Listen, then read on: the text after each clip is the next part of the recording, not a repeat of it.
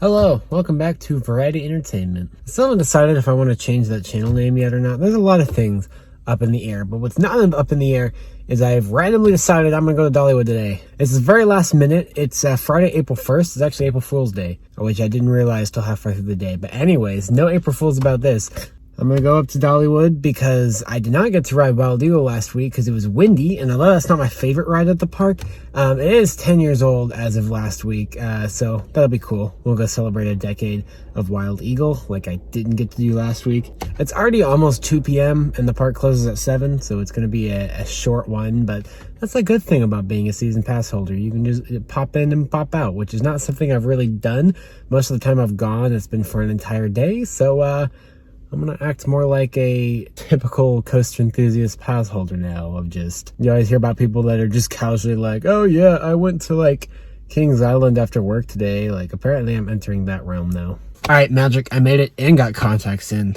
Not while I was driving, that's a bad idea. But yeah, battling some crazy traffic over here. That's the first time it's taken me an hour or over an hour to get over here from Knoxville this year. So that's pretty crazy. But we're gonna go now. Pulling right into D-Lot. Looks like we're gonna be a decently busy day today.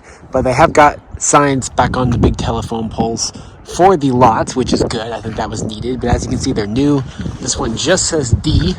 I get why they needed new ones because they kind of redid the parking lot naming a bit. This used to be E, now it's D. But unfortunately, they don't have the names anymore. This used to be Dolly or Dolly's Earrings. Now it's just D. The tram drivers still refer to them by their old names, but they're not listed on any signage. So very sad. But as long as the tram drivers continue to say it, we're good. It's kind of empty today. I guess no one's coming in the park 3 or 4 hours before closing, but I am. So yeah, so I didn't record more of that tram ride. It was very interesting.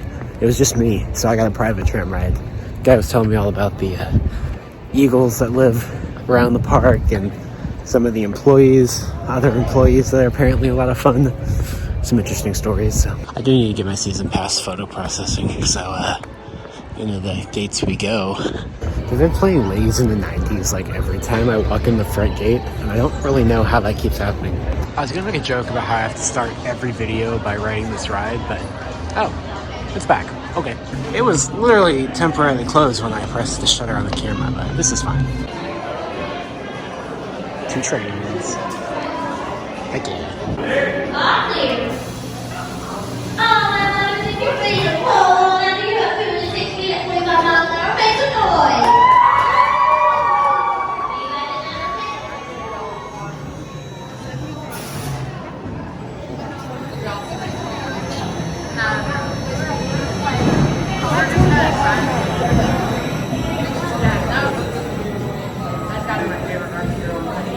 It's just great to see Lightning Rod back to, consistent 2-train operations today.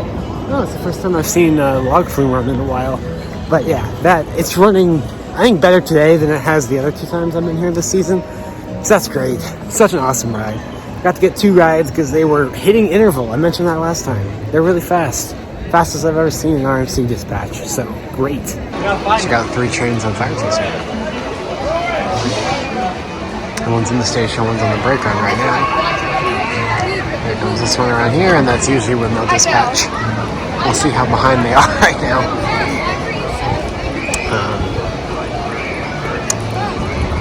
Come on, guys. Come on, I'm trying to show you all off. Come on. Yeah, there it goes into the shed before the backwards launch, and here we go. It's a little slower than we usually do it, but there you go. So Wild Eagle was closed for wind last week, so let's go get the ride I didn't get to get last week because it is not anywhere near as windy today. Waiting on the bird. It's on the way. All clear. All our residents, silver gates swinging open. If you're ready to climb, drop, and fly, and see Dollywood, make some noise. If you're not ready to make some noise, well, it's too late now, you're going anyways. Jeez, I call him to stop the train.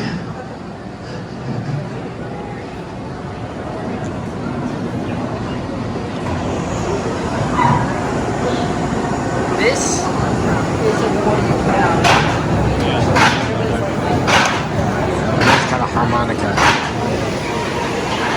So they sell the Coaster Dynamics kits in Wild Eagle's gift shop as well, you can see. Got the lighting on last time I was here.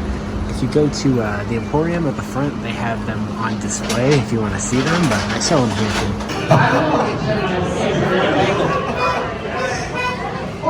Just don't ask questions, I don't know what's happening.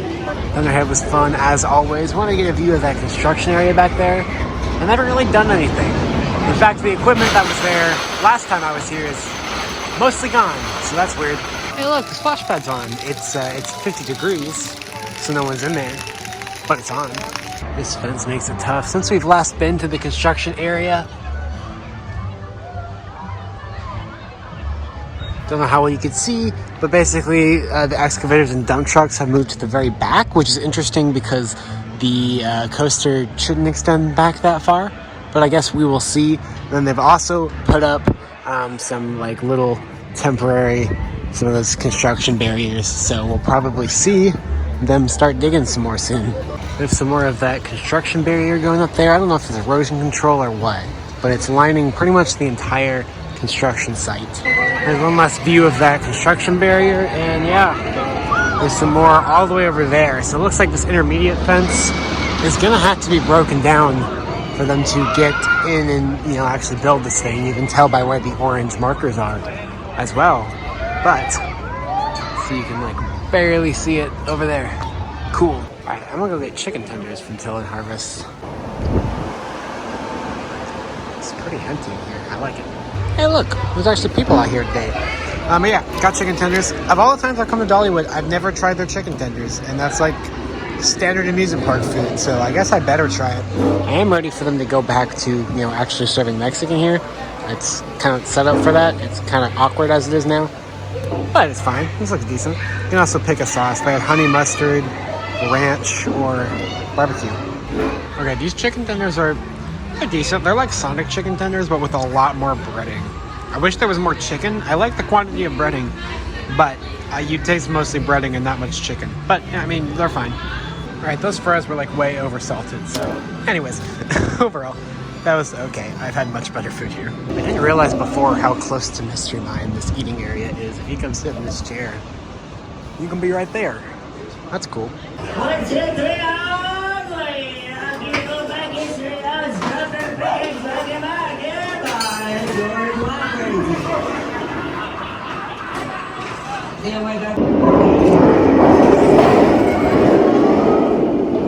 Freaking fantastic, really. It's the best ending to a ride ever. Mr. Mine is an excellent example of how you take what wouldn't be that impressive of a ride by itself and make it awesome with theming. It's really incredible. Although that last drop and into those inversions would probably be incredible on its own. But it's made better by the fact that you're in the dark and you actually get fire blown in your face before the drop.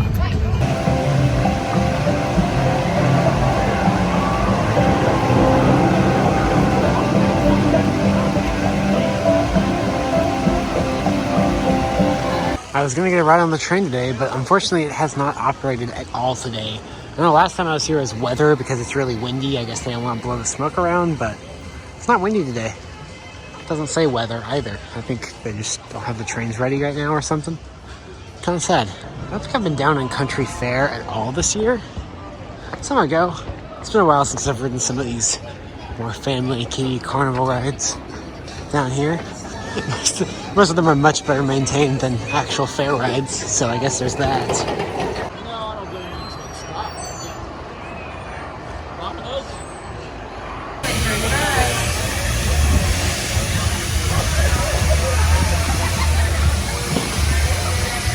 Demolition Derby. That's what they were talking about real much later.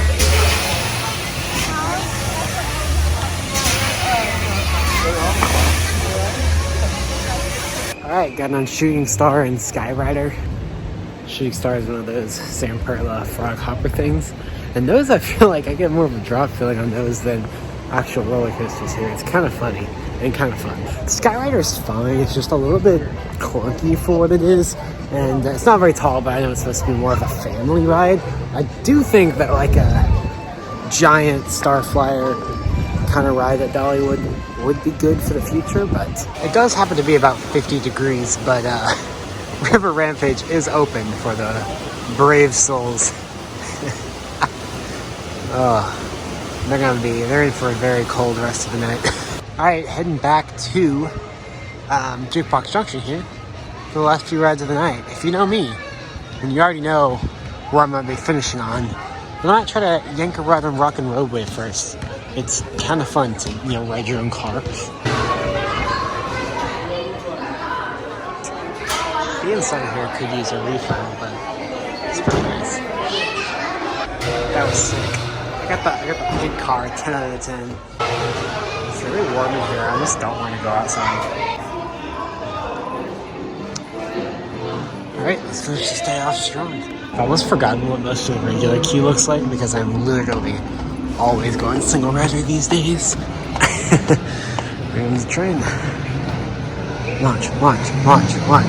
Yeah. Oh, there's like no one in the regular line anyway. Alright, 2 rides in 15 minutes. I consider that a success. And park is closed. So let's head out. It's so weird after during the fall and winter, the park being open until 9 and it being dark for so long, for the park to be closed and it still to be so light. But, we'll go back to night rides at some point. So I did have confirmation the Daniel coasters are new this year, so they have them on display in the Emporium. We are Mr.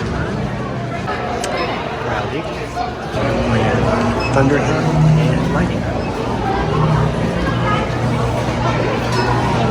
Fire Chaser as well. Oh, Tennessee Tornadoes down there.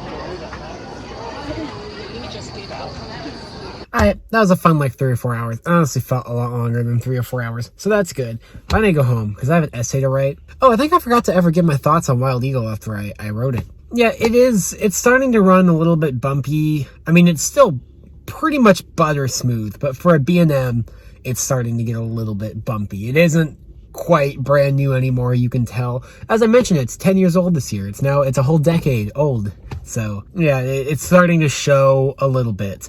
One train more than the other, and I can't figure out which one's which, but there is one train that is definitely bumpier than the other, but it's still smoother than 90% of probably smoother than 99% of roller coasters that you'll ride. I mean, it is a B&M and a modern B&M at the end of the day at a park that takes good care of their rides.